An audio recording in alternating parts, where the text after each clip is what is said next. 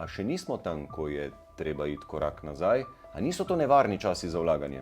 Pač vsi trgi gredo v ciklih, imamo obdobje nizkih cen, visokih cen, ampak vsak vrh naslednji je višji od prejšnjega. Ne? Nismo še zamudili. So tukaj pa še boljše priložnosti v obliki altcoinov. In tukaj je ogromna priložnost. Se pravi, imamo podcenjene cene glede na stopnjo razvoja tehnologije. Imamo konkretno povišanje na strani povpraševanja in na drugi strani se nam bo manjšala ponudba. Oziroma kdor čaka v rasti korekcijo, se po večini zelo opeče, zelo malo je zmagovalcev, ki s to špekulacijo uspe. Če se bo samo nek del tega kapitala zlil tudi v kripto, kar se seveda pričakuje, kakor sva že omenila, bo to kar močno potisnjen trg navzgor. Takrat moramo enostavno vedeti, kaj smo kupili, zakaj smo kupili in koliko časa želimo držati in kaj hočemo napraviti, kakšne donose. Več denarja se zdaj nahaja že v bitcoinu kot pa v srebru. Koliko lahko pričakujem donosa v enem letu, dveh, treh? 2-, 3-kratnik, 5-kratnik, 10-kratnik bomo videli. Čudno bi bilo, če ne bi bil nekajkratnik v nekaj letih. Ja. Ne bo, ker vsako desetletje taka priložnost, kot jo imamo zdaj. Dober dan, živijo, dobrodošli, jaz sem Boštjan Romih in tole bo zelo zanimiv pogovor o zanimivih in pomembnih temah. Namreč o priložnostih, ki jih ta hip ponujajo finančni trgi, o vlaganju predvsem v kriptovalute. Z mano je danes Izidor Benčina. Živijo, Izidor. Živijo, Boštjan, ponovno. Tako, ponovno. In nazadnje, ko sva se srečala in pogovarjala o kriptovalutah in o vlaganjih, je bilo obdobje kriptozime. Čeprav poleti, a ne? Ja, tako, ja. Družila sva se lansko poletje, obdobje kriptozime, ki je trajalo že kar od začetka leta 2022 in je bilo res zelo naporno za večino vlagateljev, oziroma je bilo kar veliko nekega skepticizma, a to sploh še bo ali ne. In zanimivo, ne? Takrat sva v luči tega, da je vladala kriptozima, torej so bile nizke cene kriptovalut, ste seveda vi govorili, ne, da je treba zdaj kupovati, dokler so še cene nizke. Zdaj so cene narasle, govorimo o rekordnem obdobju bitcoina. Tole midva danes snemava 14. marca, pred nekaj dnevi je bitcoin dosegel ta tako imenovani all-time high, ne? Najvišjo ceno spet v svoji zgodovini. In zato je verjetno eno tako najbolj logično vprašanje za nepoznavalca, a je zdaj prepozen? A je zdaj treba samo pobrati in bežati? Prepozno še definitivno ni. Je pa res, da lovimo zadnji vlak. Tudi en razlog, zakaj še ni prepozno, ravno s tem najnim pogovorom želim dati to informacijo, zakaj še ni prepozno. Ker ko enkrat bo prepozno, ne bomo več se tako pojavljali niti, ampak bomo skrbeli samo za naše obstoječe stranke, ker ko trgi zrastejo, je res prepozno in takrat odsvetujemo vstop dejansko v trg. Trenutno lovimo zadnji vlak, vlak že pelje, tako da moramo že malo teči, če ne, že malo šprintati za njim, ampak je še možno vstopati na to pot, na ta vlak. Zelo dobro in seveda me zelo zanimajo tvoji argumenti, zakaj je zdaj še vedno pravi čas, da ta vlak skušamo ujeti, ampak jih bova počasi lepo tekom tega pogovora razložila. Najprej, sej si, jaz bi rekel, svojevrstna zvezda na družbenih omrežjih, ampak vseeno za tiste, ki te še ne poznajo, torej si strokovnjak za digitalne naložbe, ampak daj povej nam še malo svojega ozadja. Malo o sebi. Ja, kdor me še ne pozna, kdor še nikakega webinarja si našega pogledu, sem Benčina Izidor, ja, vodja svetovalnega oddelka za digitalne naložbe na podjetju Incrementum, tukaj že 6. leto. Sicer sem pa že v finančnih vodah tam od leta 2009, tako da teče že kar 14-15 leto delovanja v finančnih vodah. Sicer sem, ni bilo zmeraj tako, da zdaj sedim tukaj pred tabo pa se pogovarjava o financah. Nenazadnje sem odraščal na podeželju, na kmetiji, tam na severnem Primorskem, Črni vrh nad Idrijo, en tak lep košček zemlje, tak rajski v bistvu. Veliko sem pridobil v bistvu z življenjem na kmetiji, na podeželju, predvsem neko, kaj pomeni delati, že te osnove in pa tudi spoštovanje do narave, do ljudi, do živali, do zraka, do vode, dejansko kako živeti na tem svetu v sožitju. Starša sta me sicer podpirala k učenju, tako da hvala Bogu, da ste me usmerila tudi v to smer. Še en razlog, zakaj sem danes tukaj, ampak ne iz področja financ.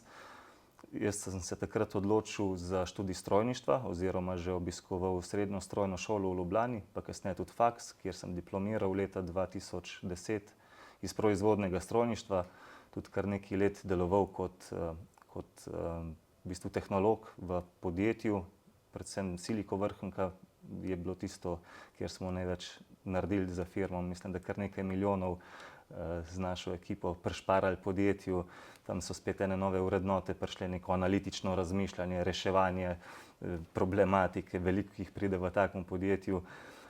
Predvsem pa neka odgovornost do dela, do tistega, kar tudi izrečem. Tako da vse to, vse ta komplet in življenje v mladosti na kmetiji in potem študij in pa samo delo v strojništvu me je pripeljalo do tega, kjer sem danes, oziroma pomagali do tega, kjer sem danes.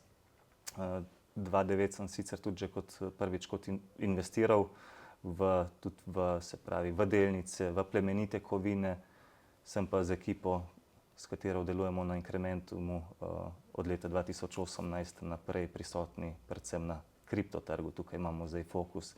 In tukaj nenazadnje smo napravili v zadnjih teh dobrih 5 letih nekaj več kot 10-kratnik na investicijo, kar si pa marsikdo sploh ne more zamisliti, koliko to pomeni, ne.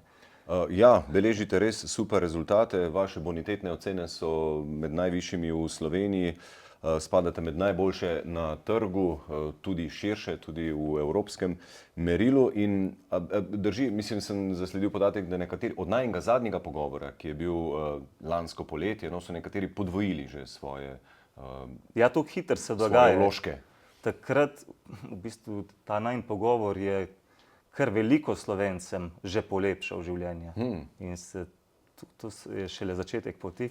Ampak očitno jim ga še lahko polepšamo, kaj? Če ne, se ne bi mi da tole dan sploh pogovarjala. Ja, imamo še tolerance na tem področju, če se strojniško izrazimo. Ja, veš kaj, tole, da si strojnik, bi rekel, da ti zelo priča v prid. Namreč strojniki se mi zdi, da ste vedno bili zelo dobri v matematiki in analitičnem razmišljanju. Tako čist mimogrede, ko sem jaz še hodil na jezikovno smer gimnazije, ste nas strojniki matematiko učili oziroma inštruirali. Jaz bi rekel, da je največji dokaz uspeha strojnika to, da je šel čez faks. Ja. Že sam ima ta nek red, ki ga moraš imeti, da sploh prideš od začetka do konca. Zelo težka fakulteta. Sem slišal govoriti. Opiši nam prosim zadnje leto, kakšne so bile tukaj aktivnosti, s čim vse ste se srečevali vi in vaši klienti? Zadnje leto je bilo predvsem z naše strani veliko usmerjeno. Res smo dali ogromno energije, vsi svetovalci na podjetju in celotno podjetje, da smo v bistvu želeli sporočiti ljudem, da so priložnosti zgodovinsko lepe. Ker take priložnosti, kot jih dobimo, kot smo jih imeli v zadnjem letu, se pojavijo nam mogoče 2-krat, 3-krat v življenju. Marsikdo si misli, ok, bom jaz malo počakal, jaz še ne bom investiral, se bom malo naučil, se bom malo spoznaval s trgom, ampak nažalost tukaj, predvsem v kriptu, nimamo največ časa in je smiselno, da se poišče nekoga, ki zadeve strokovno pelje. Ker enostavno, imeli smo neke priložnosti v tem življenju, ne bo kar vsako desetletje taka priložnost, kot jo imamo zdaj. Po drugi strani nas je pa treba Slovence tudi razumeti, ne, da smo tukaj konzervativni, zadržani na splošno. Koliko denarja imamo mi še vedno na bankah? Ja, konkretno prek 25 milijard evrov. Ja. In je razumljivo, da se tako obnašamo, ker logika je, na banki mi vsej ne more nekdo ga vzeti, ne? A veš, če ga nekam investiram, imamo vedno občutek, potem lahko ta denar nekam zgine oziroma pač slabo naložim in gre. Na banki pa ostaja, ampak v resnici ne ostaja, ampak se niža, ne? Konkretno niža. Bank smo Slovenci vajeni, ker nimamo teh izkušenj, nimamo v naši genetiki zapisano tega investiranja in dokler to ne bo, saj se veliko dela. Nenazadnje sem bil jaz 2 dni nazaj prisoten na povabilo Ministrstva za izobraževanje in vzgojo v Laškem, kjer so me povabili, da v bistvu izobrazim ravnatelje osnovnošolske na področju investiranja v kripto, tudi da sem obrazložil, kaj sploh so blockchain, kaj je blockchain tehnologija, kaj so kriptovalute, kaj imamo lahko od tega, kje moramo paziti, da se ne opečemo. Tako da verjamem, da bodo tudi prenašali zdaj na njihove zaposlene in seveda iz zaposlenih na otroke, kar pa rabimo, da v bistvu celoten narod spravimo na nek nivo. Tako da tukaj verjamem, da v nekaj letih ne bomo Slovenci usmerjeni samo na nepremičnine pa na banko, kar je zdaj največji procent. Sej nekaj malega smo poprobali v delnicah, delamo iste napake, ki jih zdaj delamo tudi na kriptu sami. Če sami to počnemo, neizkušeni smo, tako da verjamem, da v nekaj letih bodo rešitve oziroma bomo dosti bolj sposobni krmariti skozi te trge. Ja, dejva, a veš, tako malo te osnovne, čist začetniške stvari še vedno razložiti, ne, v smislu super, na banki je varno, ampak potem se pa pojavi tihi sovražnik naših prihrankov, ne, ki mu rečemo inflacija. Čisto preprosto, tisti, ki si ne znajo predstavljati inflacije, kaj to pomeni?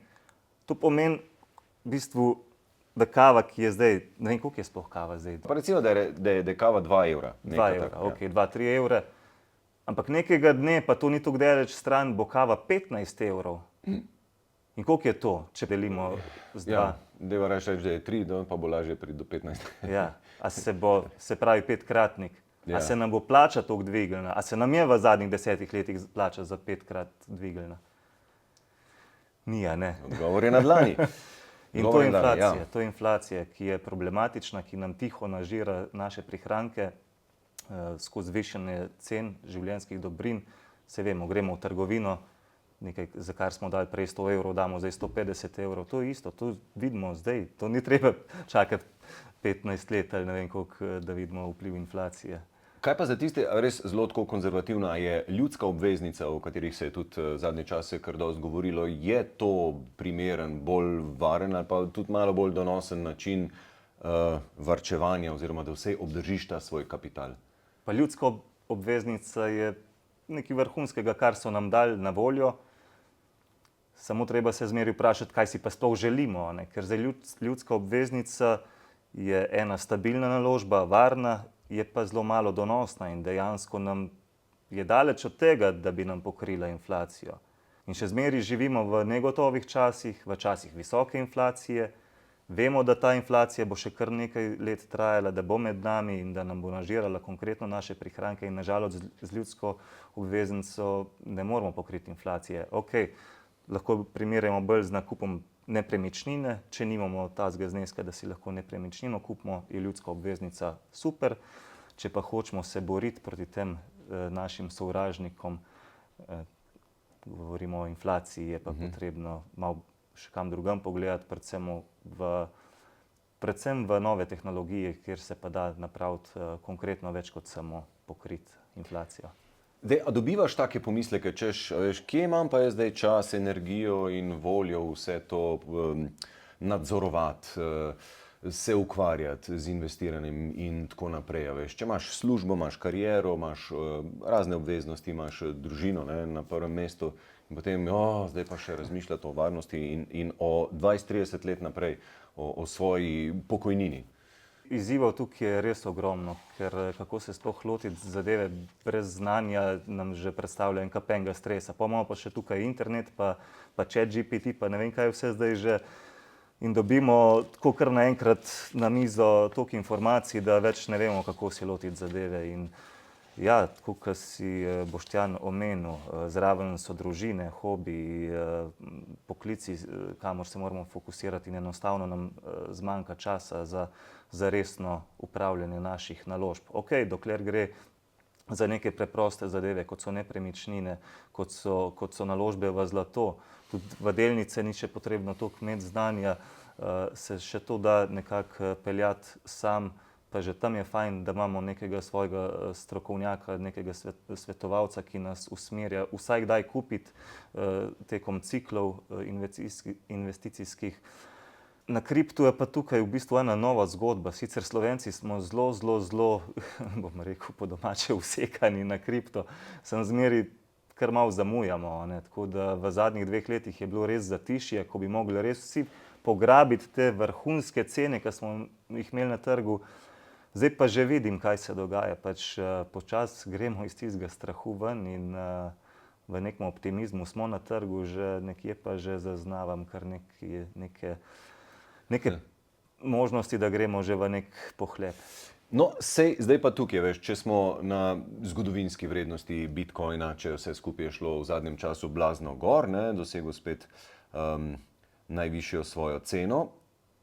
A veš, ko pravi ta stara vlagateljska modrost, češ takrat, ko pohlep blazno naraste, ne, pojdi rajš malo korak stran, in takrat, ko bo pa strah narastel, ne, takrat pa rajš nakupuj. In zdaj, a še nismo tam, ko je treba iti korak nazaj, ko je obdobje velikanskega pohlepa in vsi bi radi pristavili svoj lonček in še jaz bi rad na hiter nekaj zaslužil, ne, če pa tako vse raste. A niso to nevarni časi za vlaganje? Najprej bi se usmeril mogoče samo na tega kraljico kriptovalut Bitcoina. Ne? Ja. Kar se tiče Bitcoina, smo res dosegli all-time high, malček smo že česa. Ne? Ja. Zgodovinsko gledano vemo, da cikli, pač vsi trgi gredo v ciklih, imamo obdobje nizkih cen, visokih cen, ampak vsak vrh naslednji je višji od prejšnjega. Ne? Tega se treba zavedati in vsak podnji je višji od prejšnjega. In trenutno smo šele dosegli prejšnji vrh in lahko pričakujemo v naslednjih letih kar drastično povečanje cene Bitcoina.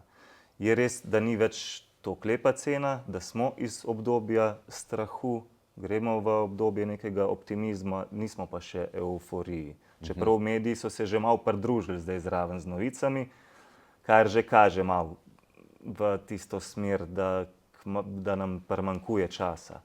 Ker mediji nažalost enostavno delajo samo za klike, samo za branje njihovih člankov, samo da zanimivi izpadejo in lažje je množico navduševati in jim dajati tisto, kar želimo, a ne, da smo bolj poslušani, bolj brani. Medtem, ko nas v zadnjih 2 letih ljudje niso toliko radi poslušali, ko smo govorili, da je dober čas za investiranje.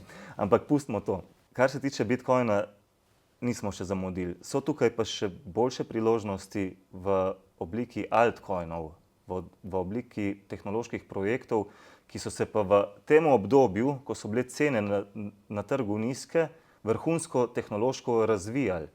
Kajti programerji, ki delujejo, ki razvijajo programsko opremo, ki rešujejo, ki iščejo rešitve za neke izzive v svetu, so res v tem času delali in spravili te projekte na konkretno višjo raven, kar se tiče uporabnosti. Tudi podjetja so zelo že sprejela same te rešitve. Največja svetovna podjetja zdaj uporablja blockchain tehnologijo.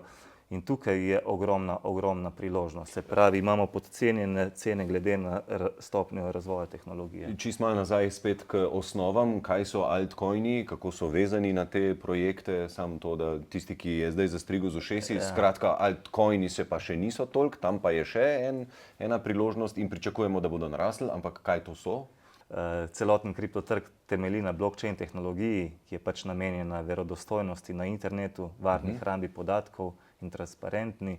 In na tej tehnologiji temeljijo altcoini, alternativni projekti, ki rešujejo izzive v gospodarstvu. In dejansko, to so dejansko na nek način podjetja, ki imajo zaposlene in mi, ko kupimo kovance, altcoine, kupimo dele teh projektov.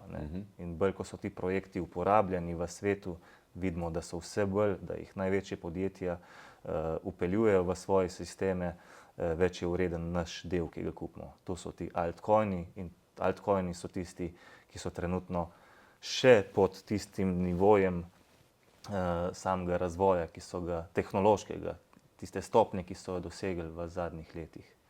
Naštej nekaj altcoinov, prosim, samo zato, da gledalci dobijo orientacijo. Naj ne bo to zdaj finančni nasvet. Aha, ne, sam kot primeri tega. Ja, kot primeri imamo največji altcoin je v bistvu Ethereum, potem so zelo zanimivi, omenil sem bančni sektor, Chainlink, Solana, Ripple in tako naprej, mogoče samo 3-4 večji. In po tvojem mnenju drži mnenje tistih, ki pravijo, da potem, ko Bitcoin zraste, mu sledijo še ti tako imenovani altcoini? Zgodovinsko gledano se je to stalno dogajalo. Seveda je pa trg spremenljiv, tudi s prihodom velikih igralcev trenutno na trg se zadeve spreminjajo in bo postal po eni strani bolj naporen za malega človeka, kdor se sam ukvarja s kriptom, in bo potrebno biti še bolj pazljiv, kar se tiče upravljanja. Če želimo dobro naložbo, ne, je idealno trofiti res pravo razmerje med tveganjem pa med tem, koliko ven dobiš, med donosom. Dej nam prosim to malo bolj razloži, seveda v luči tega, kar vi ponujate. Zmeraj treba gledati razmerje med tveganjem in donosom. In če pogledamo, ne vem, in delniški trg in trg plemenitih kovin, oba trga, če pogledamo samo delniški trg, nam na eni strani komot pade za 50%, na drugi strani so pa donosi bolj omejeni kot na kriptotrgu. Kar se tiče kriptotrga, ja, nihaji so zaenkrat še veliki, čeprav v prihodnosti takih nihajev po vsej verjetnosti več ne bo, ker trg se veča. Ampak po eni strani imamo možnost padca, seveda na drugi strani vidimo tudi, da trg je zdaj med nami in ne gre več nazaj. Bitcoin je nazadnje postal del tradicionalnega finančništva s prihodom ETF skladov. Se pravi, te nihaji nas ne ubijajo, ampak na drugi strani vidimo pa res velik potencial in ta risk reward, ta nagrada med donosom pa tveganjem je na kriptotrgu krepko na strani proti ostalim trgom. Deva ene par teh dejstev, no? Zakaj po tvojem mnenju se bo kriptotrg v vsakem primeru še razvijal, ne?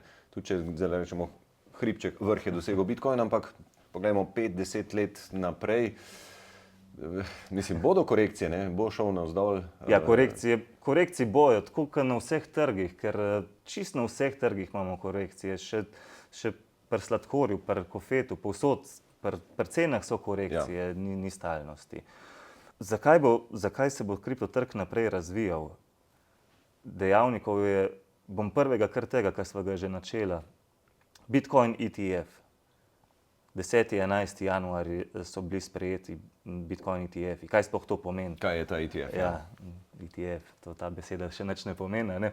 V bistvu gre za Bitcoin sklad ETF, ki je bil ustanovljen strani največjih oziroma največje finančne svetovne hiše. Govorimo o finančnih hišah, kot so BlackRock, Fidelity, Franklin Templeton in tako naprej in tako dalje.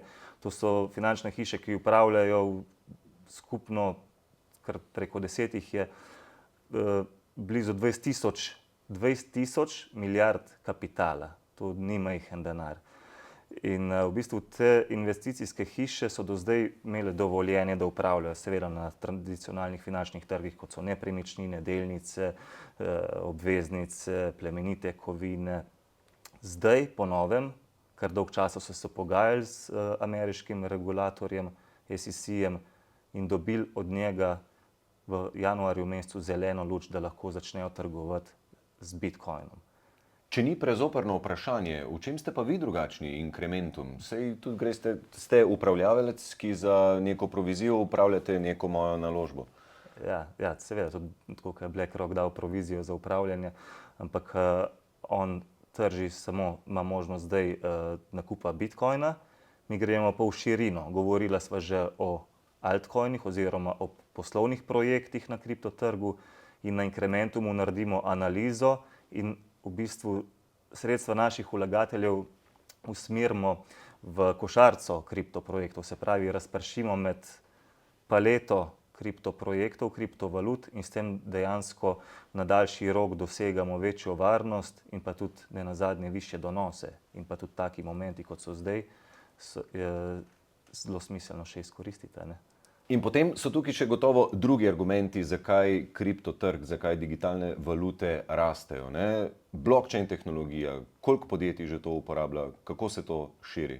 Če napišete na primer sem top 50 companies na Google, ki uporabljajo blockchain tehnologijo, boste najdli seznam res takih podjetij, ki ste se vam tudi sanjali, da so zraven, od bančnega sektorja, od največjih bank svetovnih, do letalskih prevoznikov, do energetike, zavarovalništva, trgovcev. Tako da tukaj so res največje podjetja zraven. Mislim, da če gledamo procentualno, je že kar preko 90% največjih svetovnih podjetij, ki že uporabljajo blockchain tehnologijo. In zdaj, gostilniško rečeno, torej vse gre na blockchain, kar pa pomeni da s tem rastejo tudi ti projekti vezani na blockchain tehnologijo in to so altcoini. Tako.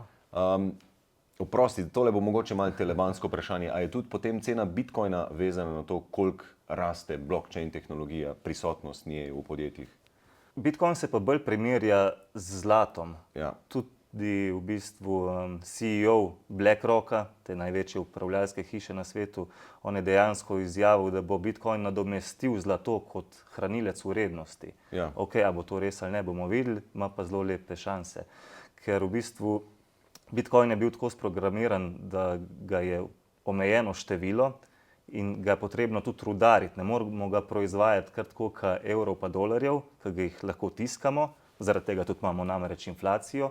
Pri Bitcoinu se to ne more zgoditi, ker ga je omejeno število, ker ga moramo rudariti in dejansko vsaka 4 leta se celo to rudarjenje za polovico zmanjša. Pipica, se pravi, če se mi predstavljamo, da stalno v ta naš obtok v svetu se stekajo novi bitcoini, se ne stekajo z istim tempom. Namreč vsake 4 leta se ta pipica pripre in počasneje začnejo dotekati oziroma se nadaljuje pritok bitcoinov v ta svet. To je zanimivo. Govoriš o halvingu, ne? O halvingu, govoriva o halvingu, ja. Dej, ja, še malo nam ga razloži, prosim, in razloži nam predvsem, kako pričakujemo, da bo to zdaj vplivalo na ceno bitcoina, halving, ki ga kdaj pričakujemo aprila, ne? Konec aprila meseca, vsake 4 leta se zgodi halving, to polovičenje.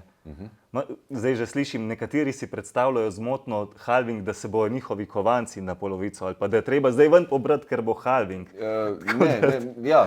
Ne bo pa tudi, da bojo zdaj 2-krat več vredni, ne? Ne, v bistvu samo to. Sej na svetu bo še zmeri, koliko je bitcoinov v obtoku, toliko jih je, ne bojo se zmanjšali. Samo tisti, kar doteka, se bo počasneje, dotok se bo zmanjšal, še zmeri imamo pa tukaj, kar imamo.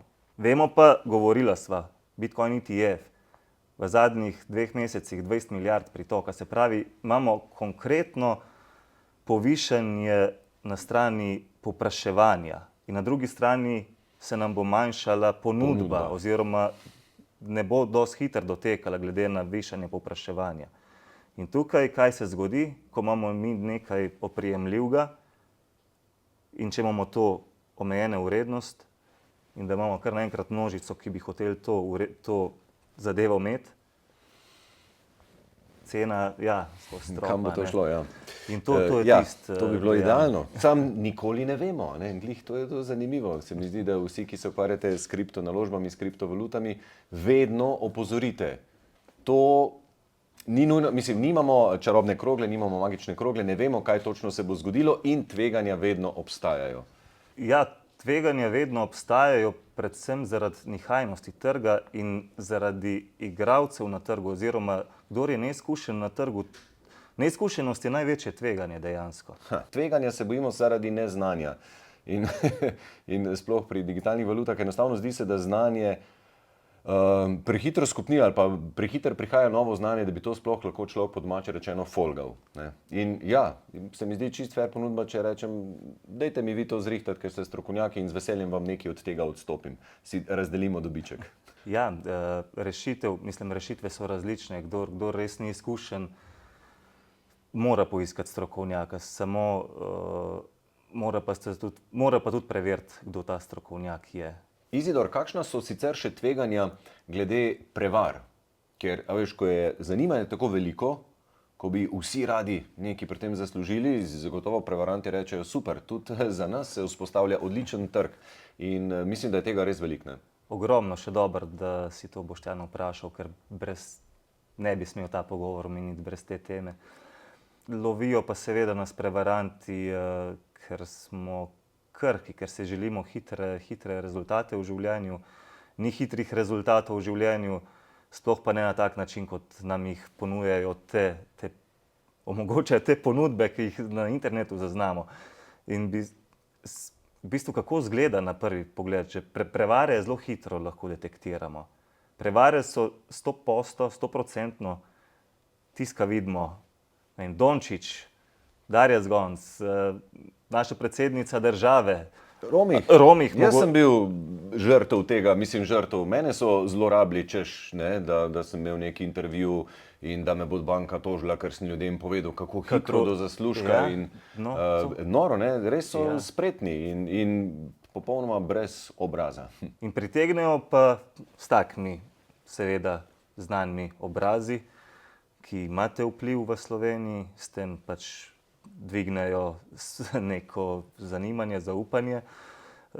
In še ponudba, ponavadi 200-250 evrov, pa to si pa lahko privoščima, ne?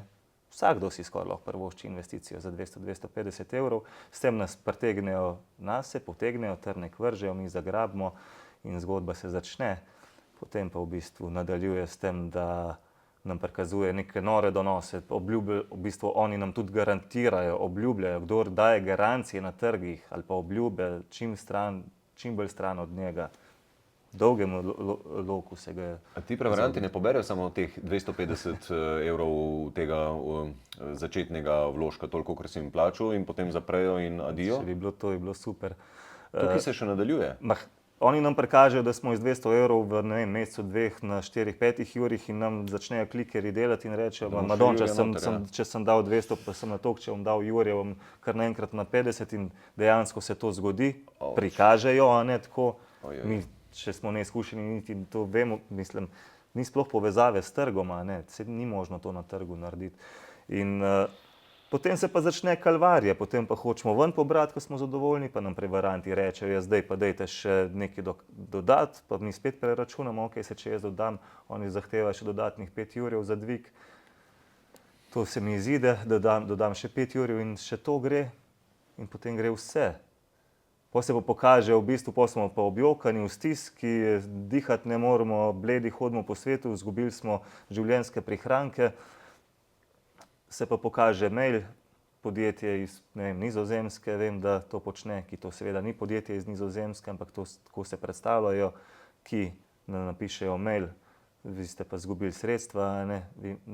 Mi vam bomo pomagali to rešiti, če nam seveda nakažete ponovno 5 jurjev in človek iz obupa mogoče vzame še kredit in ponovno da isti barabi ponovno sredstva.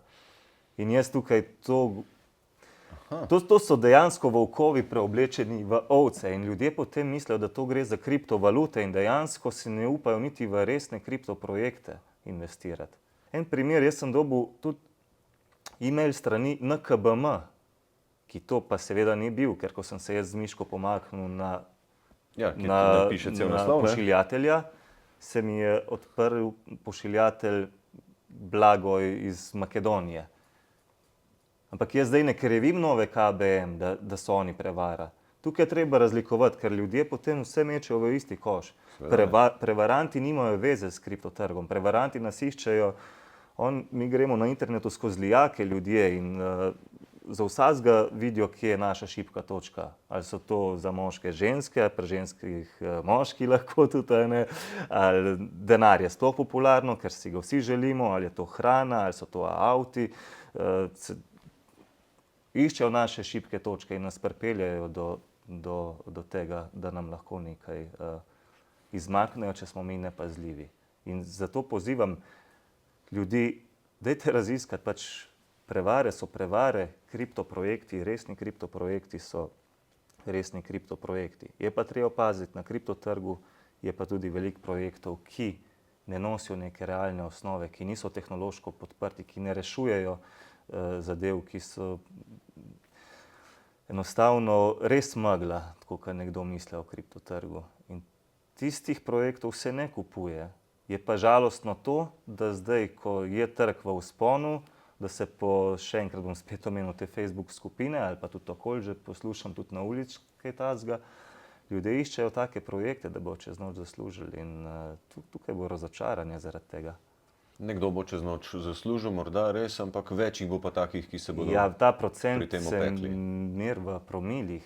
Saj nekdo res zasluži, samo ko en prijatelj reče, da je iz tisočaka naredil 20 tisočakov, je on, ta drugih 1000 zraven bo pa zgubila, ne, in kje smo pol, več razočaranja, pa pozitivnega.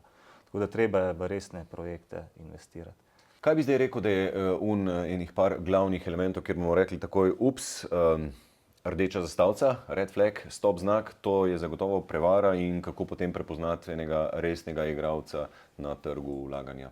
Najprej pozabimo na te garancije. Garancij ni, kdor nam daje garancije stran, kdor nas kliče iz nekih tujih številk stran, če ne govorite hoče slovensko stran, če gospod, ki vas kliče, nima svojih prostorov v Sloveniji, kjer ga lahko obiščete, ne nekje na kavi v kafiču, ampak njegovih poslovnih prostorih, to je edini človek, kateremu lahko zaupate.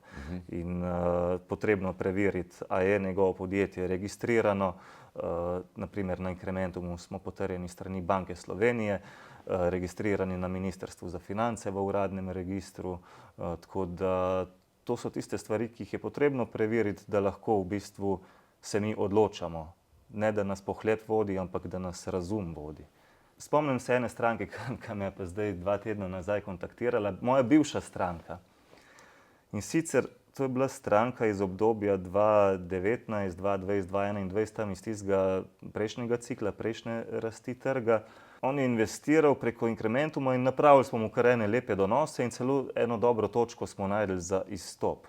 In takrat je gospod, v bistvu jaz tudi vesel, da si bo nekaj lepega lahko privoščil, ampak kaj sem jaz zdaj spoznal, ker možakar me je klical 2 tedna nazaj, da v bistvu tisti znesek ni šel v nekaj dobrega, nisi kupil kosilnice ali pa traktorja na žalost, ampak mi je rekel, da so ga malo zmotile takrat neki stroški, pa videl je, da to se veliko pojavlja. Ko mi investiramo, tudi če smo sami investiramo v Bitcoin, potem pa začnemo gledati ostale projekte okrog in vse je zeleno, Bitcoin stoji in pol zbežimo drugam. In to se dogaja kdaj tudi našim strankam. V nekem momentu mogoče gledajo, madonca, jaz sem pri Incrementumu in naložba mi ne gre to gor, ko pa kovanc tam ali pa parjadu, ki je dal v shitcoin, prostite izrazu, ampak je velika. In take stvari nas v teh rasteh premamijo, res nas premamijo. In če nismo trdni, če ne vemo, kje je cilj, nas lahko premamijo in tega gospoda takrat so premamile. In nažalost ga premamila celo prevara. In on je celoten znesek, ki ga pri nas pri delu, glavnico in profit, investiral v prevaro. In s tem, kako sem prej razlagal, kaj se pol nadaljuje, je on še konkretno več denarja tam zmetal not. In zdaj v bistvu ta klic, ki se je zgodil prejšnji dan, že malo se mi je zdaj tako sumljiv, ker je rekel, da bi lahko, prav tako po eni strani me je malo prosil, če bi lahko investiral pri nas. Nekaj sem začutil, da se nekaj, ne vem, kaj se je moglo zgoditi. Potem pa mi je povedal, da v bistvu vse tista sredstva so šla, ampak ugotovila sva, da dejansko zdaj niti nima. In gospod je hotel vzeti kredit, da bo zdaj investiral prek nas, kar pa ne pustimo na Incrementumu. Ker ni to moralno, ker je to preveč lahko naporno. To ni prav, pač sposojenega denarja nikoli ne investiramo. Ker v parih mesecih lahko doživimo neke padce na trgu in če takrat nismo likvidni kot posamezniki, je, vemo, problem velika. Tako da to naj bo mogoče sporočilo te zgodbe, ko imamo neko naložbo, sploh če prek strokovnjakov, treba se tega držati, ali pa če sami naredimo raziskavo, tega se držati. Ne bezlet po celem trgu, tam, kjer je sosedova trava zmeri lahko bolj zelena. Treba je vedeti, kaj počnemo sami zase in se držati tistega. Zdaj smo pa pri eni ključni stvari. Če človek zdaj vstopi v kriptosvet, lahko pričakujemo korekcijo, lahko pričakujemo Bitcoin gre dol, mogoče tudi ostali čez nekaj časa. In če zdaj investiramo, kakšno časovno obdobje po tvojem mnenju je treba gledati oziroma kako naj se nam ne mudi potem v njemati oziroma si kakšne zaslužke izplačevati? Ja, ko pridejo težki časi na trgu, se bojimo vstopati, bom rekel najprej. Ko pridejo pa dobri časi na trgu, imamo pa še več problemov. Ker ko so nizke cene, moramo mislim strah premagati, da vstopimo. Ja. Ko pa cene začnejo naredno vzgor, imamo pa mi konkretno več dela sami s sabo. Ja, torej pobrati ali pustiti? Ne? To. pa pol gledamo še okoli druge projekte, pa začnemo drugam bezljati in enih napak delamo. Takrat moramo enostavno vedeti, kaj smo kupili, zakaj smo kupili in koliko časa želimo držati in kaj hočemo napraviti, kakšne donose. Tako da je fajn, da si že v osnovi postavimo, ko bom jaz to pa to dosegel, bom jaz nekaj tega profita ven pobral. Ker nam popolnoma zamegli ume naše, če nismo izkušeni. Kar se tiče Bitcoina, v naslednjem obdobju bo Bitcoin nihal. Na poti navzgor bojo 30% korekcije in to je potrebno zdržati, ampak gre na, ne vem, 50% navzgor, 30% paca, mi več ne vemo. Neizkušeni vlagatelji že mislijo, madonca, mogoče je pa že konc tega cikla. Ali pa začnejo se igrati ven pa not, pa iskati te neke še bližnjice, kako še hitreje zaslužiti. In ne odgovorim sploh na vprašanje. Na kratek rok bo nihaj. Na dolgi rok govorimo 3, 5, 10 let, če boljše razmišljamo 10 let. Ja. V takem obdobju se lahko Bitcoin pojavi tudi med 500 tisočakov in milijon. In kaj nas zdaj briga, smo na 50 ali na 100 tisočakih?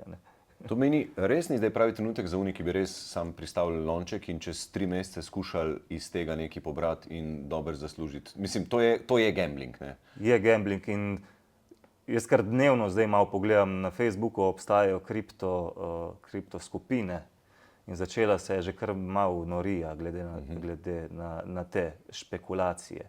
Ker ljudje iščejo te male projekte, kjer hočejo čez noč zaslužiti.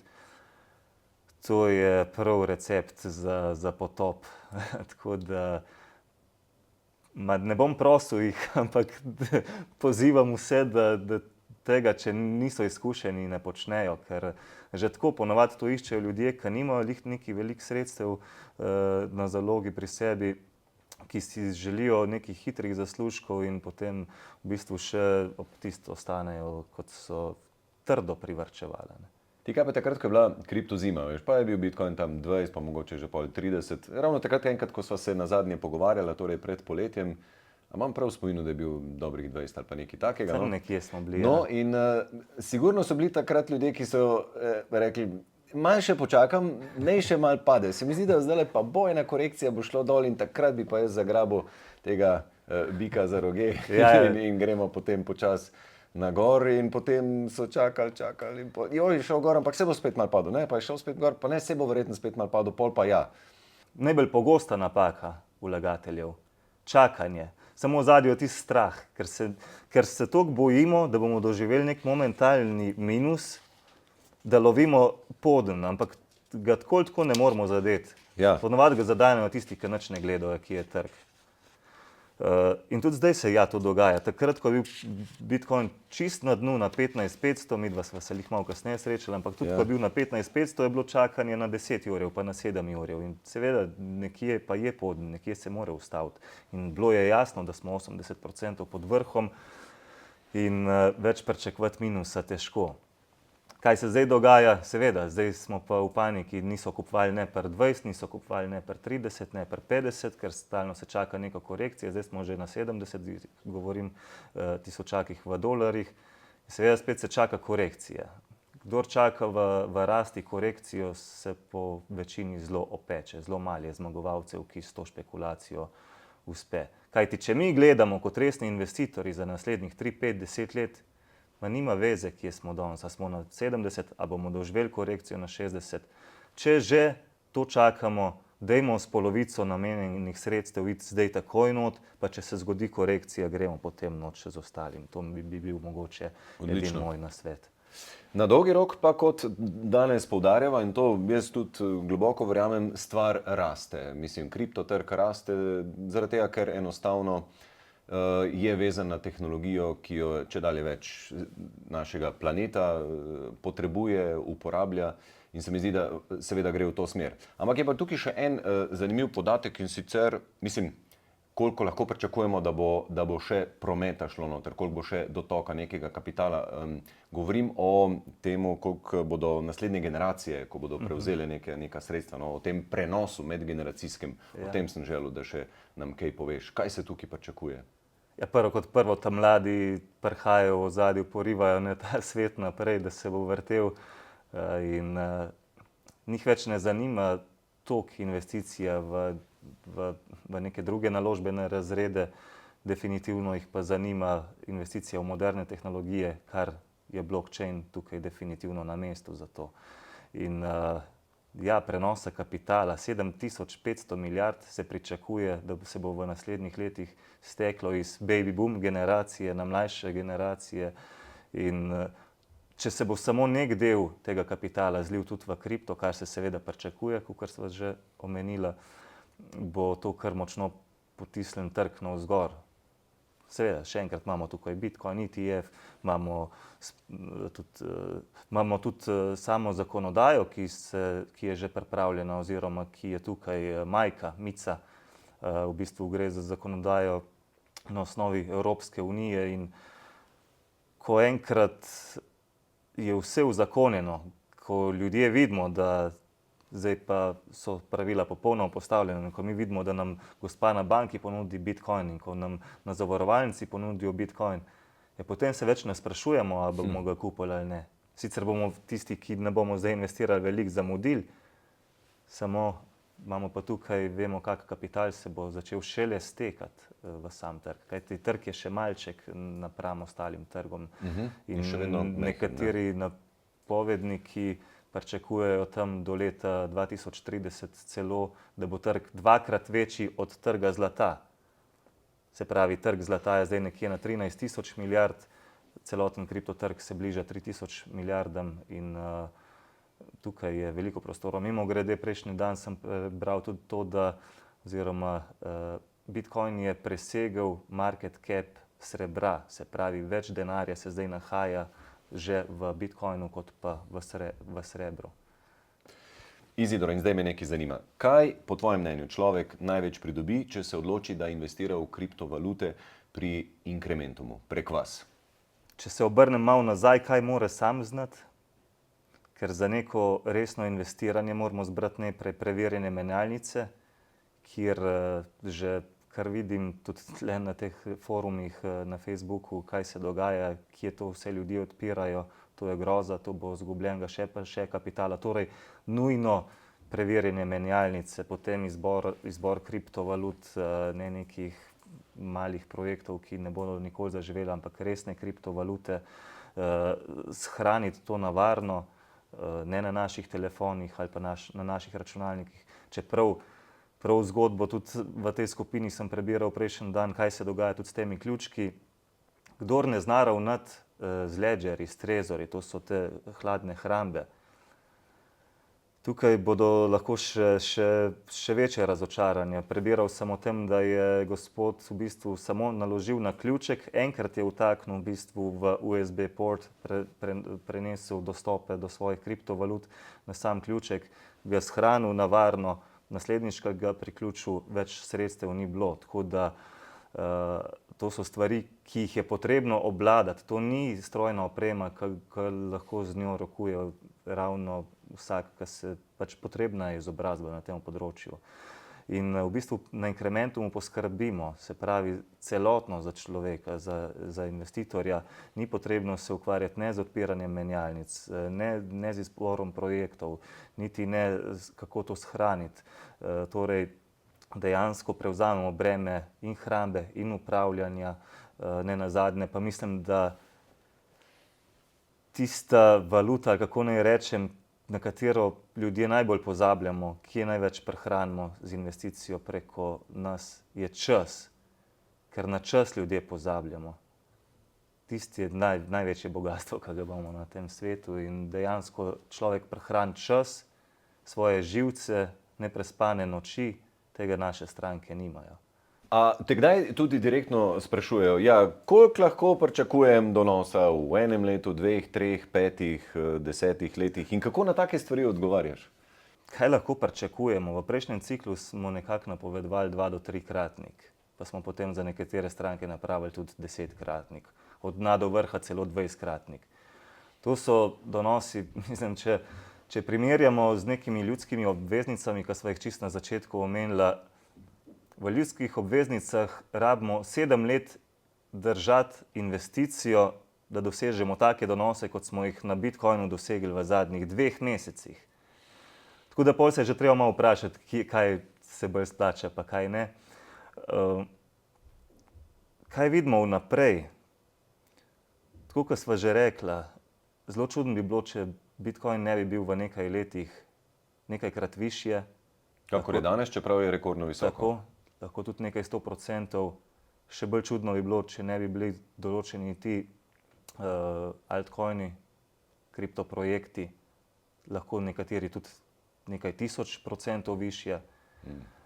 Je pa potrebno pač še enkrat poudariti, da to ni z danes na jutri, da bo vmes ogromno nihajev, da so nihaji tudi v rasti 30-40% in da je to potrebno zdržati. In to je še ena stvar, kaj na Incrementumu v bistvu nudimo, ta res support, da nas imajo naše stranke na dosegu roke, da če jih tudi malo pretrese, kar se tiče nihajev, da imajo svetovalce, ki smo v bistvu bolj psihologi, ali kako naj rečem, da človeka peljejo, če ste čustvene vrtiljake na trgu.